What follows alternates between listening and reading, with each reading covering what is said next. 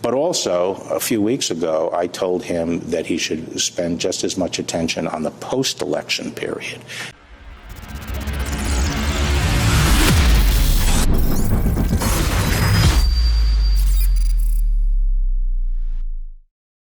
What questions will John Durham address that the IG didn't?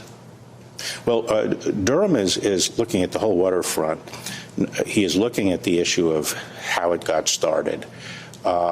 He's looking at whether or not the narrative of Trump being involved in the Russian interference actually preceded July and wasn't, in fact, the precipitating trigger for the investigation. He's also looking at the conduct of the investigation. There are some things that were done in the investigation that are not included in Horowitz's report, and he's looking at those things. But also, a few weeks ago, I told him that he should spend just as much attention on the post-election period. And I did that because of some of the stuff that Horowitz has uncovered, which to me is inexplicable. Inexplicable. Well, what I said is their case collapsed after the election, and they never told the court, and they kept on getting renewals on these applications. There was documents falsified in order to get these renewals.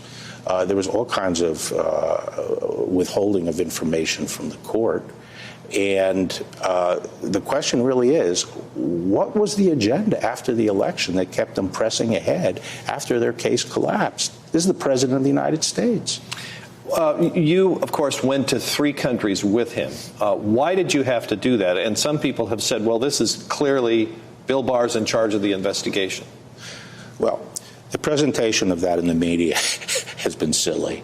The person running the investigation is John Durham.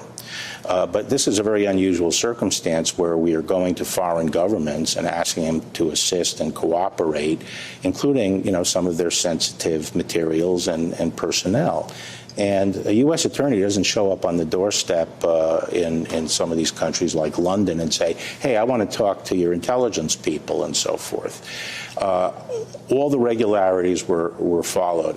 I went through my purpose was to introduce Durham to the appropriate people and set up a channel that he could work with these countries.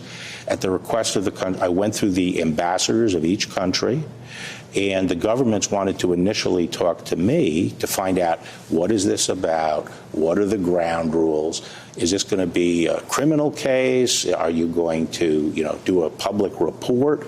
They wanted to understand the ground rules before they met with Durham, and I met with him, and then I set up appropriate channels. This was perfectly appropriate. Speaking of whether something is appropriate or not, was it appropriate for John Durham to issue his statement yesterday, given that he's a U.S. attorney with a grand jury and his investigation isn't done yet?